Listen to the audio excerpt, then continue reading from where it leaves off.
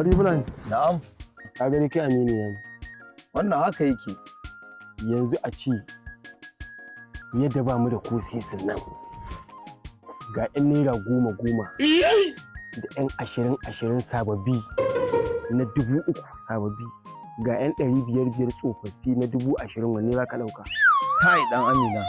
Sabon kuɗin nan fa ni a radu shi nake so. Wannan ba gidaje ne wannan.